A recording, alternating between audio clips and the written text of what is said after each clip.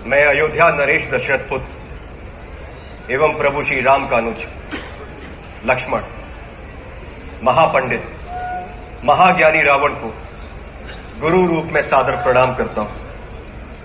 आयुष्मान भव लक्ष्मण। कहो, अपने जीवन की इस अंतिम बेला में मैं तुम्हारे किस हित की पूर्ति कर सकता हूं? हे महामना, नीति, धर्म, राजनीति एवं समस्त वेद शास्त्रों के ज्ञाता, आप अपने ज्ञान और अनुभवों की दीक्षा से लक्ष्मण के जीवन का मार्ग प्रशस्त करने की कृपा करें। मैं देख रहा हूं लक्ष्मण कि तुम एक योग्य शिष्य की पात्रता लेकर उपस्थित हुए। अस्तु, मैं अपने जीवन के कुछ अनुभव तुमसे अवश्य साझा करूंगा। हे सुमित्रा नंदन, अहंकार चाहे सत्ता का हो या सौंदर्य का, शक्ति का हो या भक्ति का, धन का हो या धर्म का, वो बड़े से बड़े विश्व विजेता को नष्ट कर देता है। इसका प्रत्यक्ष उदाहरण ये त्रिलोक विजेता, विद्या विशारद, महापंडित रावण है। अहंकार में तीनों गए, कुल, गौरव और वंश। ना मानो तो देख लो इस रावण का अंत। लक्ष्मण, रावण को अपने ज्ञान का अहंकार था और तुम्हारे भाई राम को अहंकार का ज्ञान था। लक्ष्मण, जीवन में सफल होने के लिए शत्रु दृष्टि और मित्र दृष्टि का भेद आना अनिवार्य है। मित्रता भले ही अपने समतुल्य या अपने से निम्न स्तर के व्यक्ति के साथ कर लेना, किंतु शत्रुता सदैव अपने से योग्य व्यक्ति के साथ ही ठानना, क्योंकि ये जगत है। हमारे व्यक्तित्व का आकलन हमारे मित्रों को देखकर नहीं, हमारे शत्रुओं को देखकर लगाता है।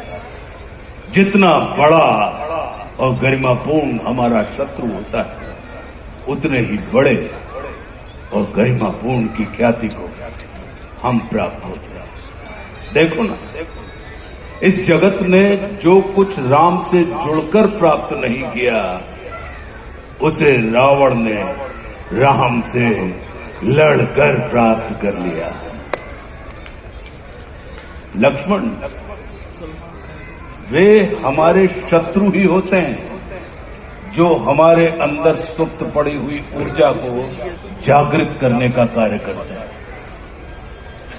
हमारा शत्रु ही होता है जो हमें असुरक्षा से निकालकर सुरक्षा में जाने की प्रेरणा देता है।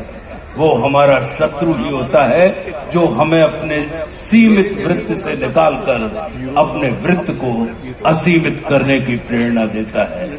इसलिए शत्रु तिरस्कार का नहीं, नमस्कार का पात्र होता है। कभी अपने शत्रु को नमस्कार करके देखना, वो तुम्हारा परिष्कार कर देगा। लक्ष्मण,